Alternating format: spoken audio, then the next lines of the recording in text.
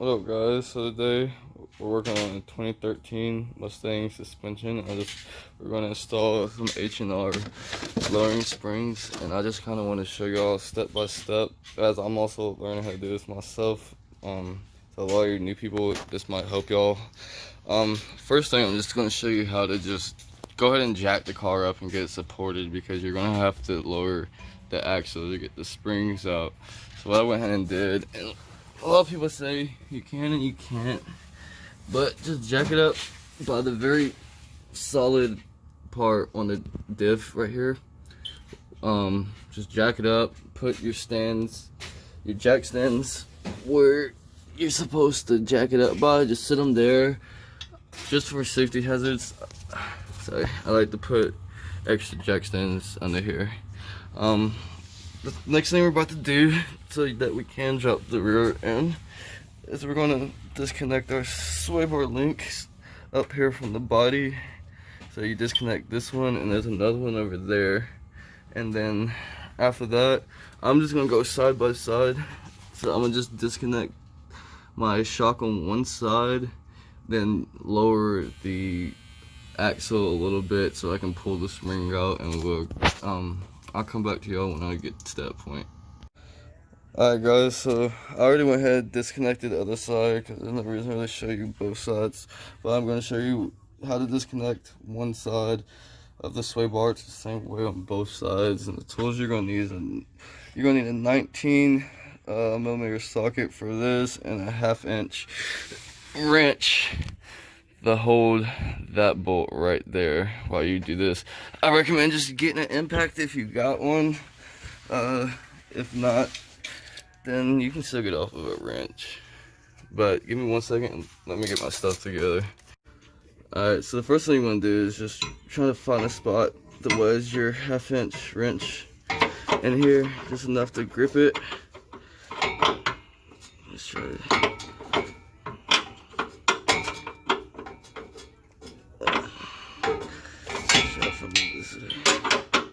There we go. And then just take your impact. It's not gonna really shoot your hand back with the wrench, so don't worry about it smacking you. And then just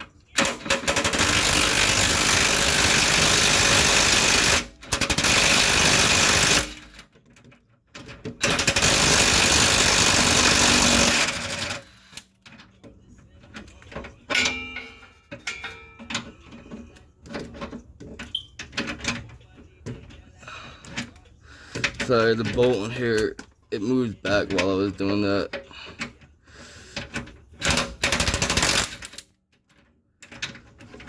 The spring, let me stretch my way. And then once that comes through, be careful, it can be a little hot. Just pull the bolt out, and then boom, your whole sway bar will just drop down. Just leave it. I always recommend just putting everything back together so you don't lose parts.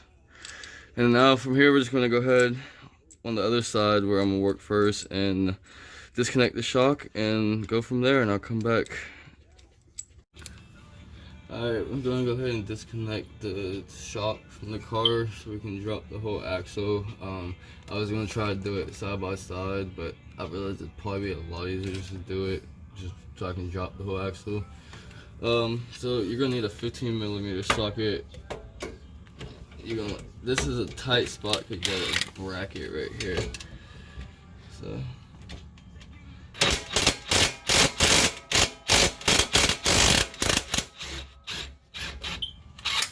and then you're gonna have to pull up on the shock. Sometimes you have to jack the car up a little bit more by the diff, or put your leg under here. Just put my leg up. Boom, comes out. Make sure you keep all your pieces together. Remember how it goes. This flat piece right here is gonna go in a little bracket right here. The bolt runs through. So just make sure you put that back like you got it. And from there, shock's free. Everything's free now to just lower it. So now I'm gonna drop the rear end a little bit and work on getting these up. I'll be right back. Alright guys, so we finally got the new H&R spring in there. I already raised the axle back up from what it was when I took it out from factory, and like there was a huge gap, so it's definitely gonna lower the car a whole lot more. But what I went ahead and did was, like I said, you disconnect your shocks and all that, but that helps be able to really drop that one side. I personally don't want to drop the whole rear end just because I don't know if it's really gonna put strain or anything. So what I did was put this blue jack right here on your lower control arm. Just jack it up a little so it'll push it one way, and then go to get your center jack that you have on your diff and just lower it. And then once it's all the way off the diff, just put slight pressure on it, and then you're pretty much good on that part. So once you have, like I said, your jack here supporting this, and just a slight push up, just enough to bring up your axle, just a couple, like maybe an inch, if that. So we're gonna move back over here, and then so once I was ready to lower it and take the spring out, which it was a pain in the ass. It's not easy because I didn't drop the diff all the way, just because like I said, I'm more aware with shit. I just don't mess anything up. So you drop it, the diff all the way, and what you're gonna do is get right here. It's a lot easier if you have somebody that can help you. And luckily I have my girlfriend, she's here to help me. So you can push the diff, your rotor down enough, but if you can squeeze, now if you have factory springs back here, you might really have to lower your whole rear end a little bit more so you can get them out, but I already had lowering springs in. So what I did was squeeze these bitches as tight as I could and push it out that way, because there's really no room to go this way and there's no room to go to the back. The best place to go is right here beside your brake lines. Just grab it and let it fall down that way, and after that you're good. You just put your new one back in. Because I don't have new bump stops yet, I'm gonna cut just the top layer of this until I get new bump stops. But I just want to show y'all how I got this installed, but I'm gonna actually show y'all the process of it on the other side. So stay tuned. Alright guys, so like I said, I'm gonna show y'all how to do it on the driver's side. If you look over there, I already got the jack on the control arm. I pushed it up about where it would meet the bolt hole for the shock. But what you want to do, once you've got it jacked up over there where it meets the hole with the shock, lower your diff until there pretty much isn't, once you see that the jack's not touching your diff, then jack it up just enough to put just so it can sit on it. Don't put no pressure on it. And now you can see over here it wiggles. Now that, like I was saying before about the squeezing the springs to pull it out, what you're going to do is just try to get both your hands here, try to come over here, and then let's see with this one, like we're going to go back towards the exhaust, so grab it at the bottom,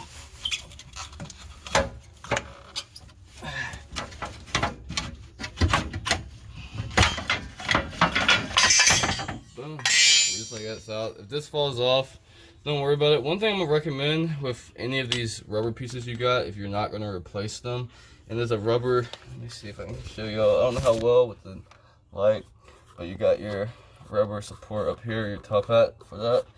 So what I always did earlier was just go ahead and spray it with some white petroleum grease just to give it some life to it.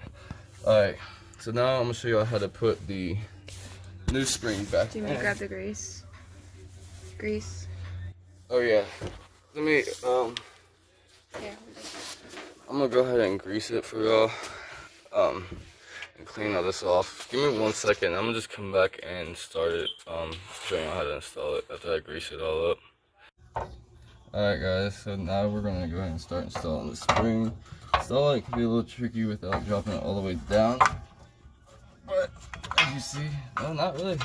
Just toss right in there, especially with the lowering springs. HR's Super Sport's like really low springs, so there's not really a lot other thing back on to put in there. Once you get that, I'm gonna put this back on here. I find it easier sometimes.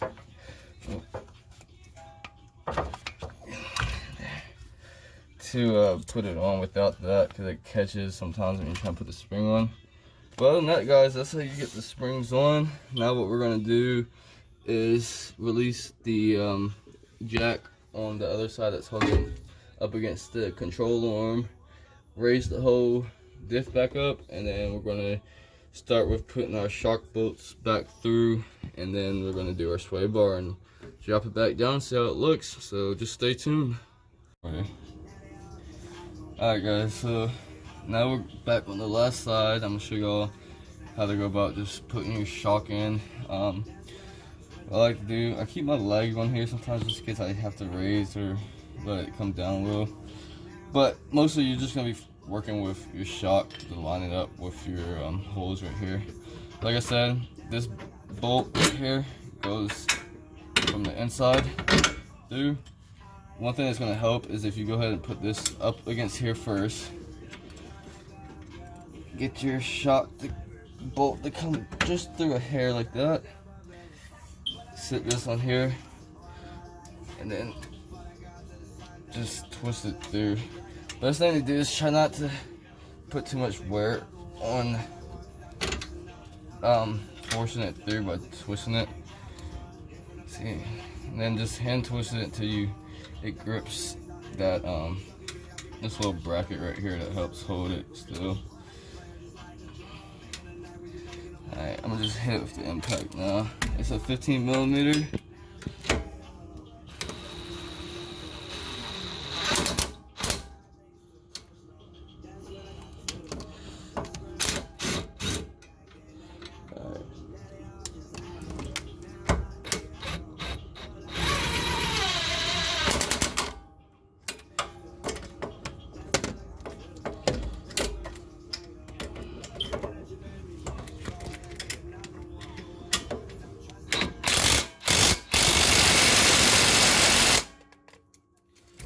There we are. Nice and locked up. Shock's in there, so now the next step's gonna be, here's your sway bar. You're just gonna push this up. I recommend go ahead and flip both of them to the inside because sometimes it can be a little complicated once you get it up because you got your exhaust right here. So you're just gonna go up and you might have to slide it over and up and in. And let me pause the video. I'm gonna go ahead and put it like this on the other side. Alright, just a FYI, like I said, it is easier if you have someone to help you when you're working on this, because when you go to put it up, usually the one on the other side is just gonna twist however it wants. So when you go to push it up to try to go over your exhaust, usually that side is gonna end up hitting your exhaust. So it's easier if you have someone go on one side and pull the rod up where it needs to be, and you do it on one side so you don't have to worry about clearance issues with your exhaust. But now that we got this through, you just put your bolt from the outside in, and then you get your nut, and the nut goes on the inside right here. Let's see if I can find it. There we go.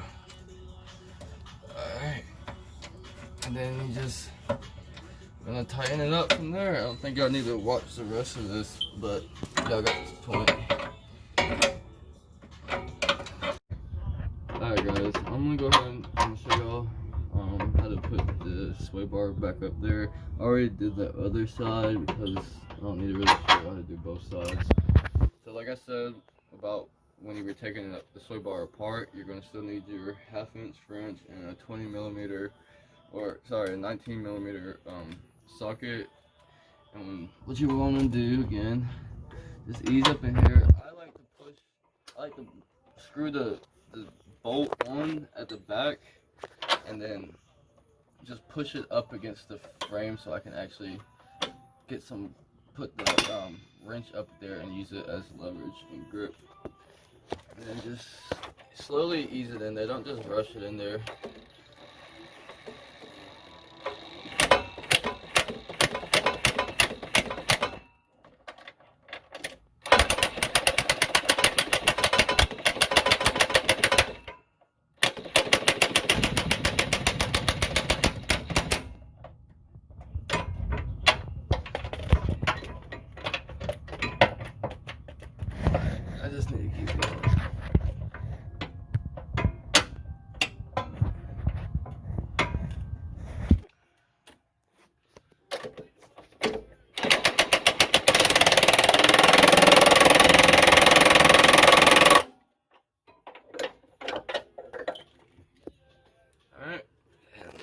how you install your sway bar. Remember, the long bolt part goes from the outside of the car in towards the inside, and your bolt fits right in the back. And other than that, that's how you do your springs and completely change out that. If you ever want to change your sway bar out and stuff, it's pretty much the same process. So you undo the bolts in here. If y'all have any other questions or videos, y'all might want to make a post to show you how to do different installs. And I'm going to keep posting as I'm doing different installs. So just keep updated with the channel, and I will talk to y'all again. Bye.